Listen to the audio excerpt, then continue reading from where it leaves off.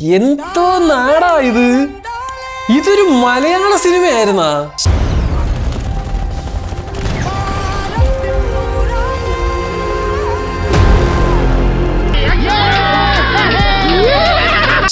എന്റെ അമ്മ, from the beginning shot till the end, the quality of film making, the writing, casting, cameos, എന്തായിരുന്നു നമ്മളൊന്ന് കണ്ടത്?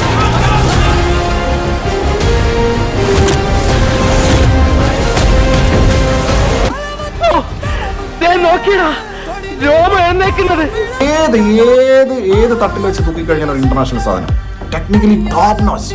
എന്റെ പ്രതാപൻ സാറേ, ട്രെൻഡ് സെറ്റർ എന്ന് പറഞ്ഞാൽ ഇതാണ്. ഗംഭീര തിയേറ്ററിക്കൽ എക്സ്പീരിയൻസ് ആയിരുന്നു. ഫസ്റ്റ് ഹാഫ് പോലെ തന്നെ സെക്കൻഡ് ഹാഫും ഗംഭീരം പറഞ്ഞ ഗംഭീരം. മോനെ, ദുൽഖറിനൊക്കെ ഒരു വലിയ ഹാറ്റ്സ് ഓഫ് ഈ സിനിമ ബാക്ക് ചെയ്തതിന്, ഈ ഡയറക്ടറിന്റെ വിഷന് വിശ്വസിച്ച് കൂടെ നിന്നതിന്. ഇവരാരാണെന്നറിയോ? എന്റെ ചോരയാ. കമ്പോസർ ജേക്സ് ബിജോയ് പേട്ടച്ച് വിട്ടിട്ടുണ്ട് മോനെ. സൗണ്ട് ട്രാക്ക് ഒക്കെ എക്സ്ട്രാ ഓർഡിനറി പൊളി. ജേക്സ് ബിജോയ് മാൻ. ഇവന്റെ ബാക്ക്ഗ്രൗണ്ട് ഇത്തിരി ഹെവിയാ.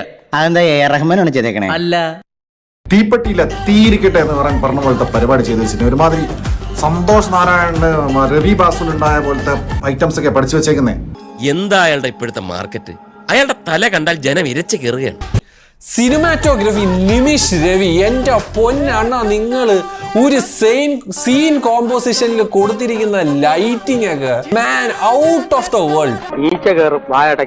അല്ല, ഇക്കാലത്തിനിടയിൽ ഈ നാട്ടുകാർ ഇതുപോലെ കണ്ടിട്ടുണ്ടോ? മിത്ത്, ഐതിഹ്യം എന്നൊക്കെ നിങ്ങൾ വിചാരിക്കുന്ന എത്രയോ കാര്യങ്ങൾ ശരിക്കുള്ളതാണെന്നറിയാം. ആരുടെ പടം പിടുത്തം കൊള്ളാല്ലടാ.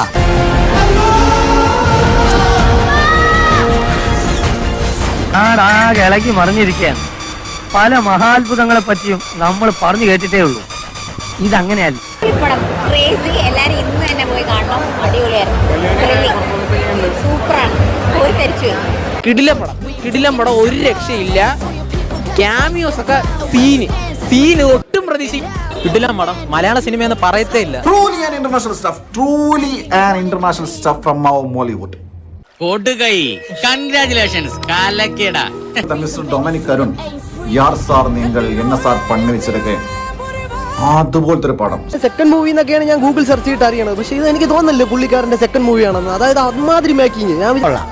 നന്നായിട്ടുണ്ട്, നല്ല കോൺസെപ്റ്റ്, എന്തായാലും നല്ല ക്രിയേറ്റീവ് ഐഡിയ.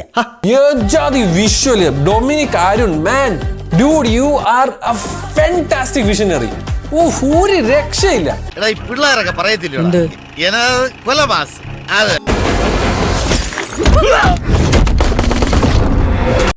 എക്സ്പെക്ടേഷൻ മുകളിലാണ്. എക്സ്പെക്ടേഷന്റെ ഭയങ്കര മുകളിൽ. വേറത്തോളം എങ്ങനെയുണ്ട്? കണ്ടു തള്ളിയോ?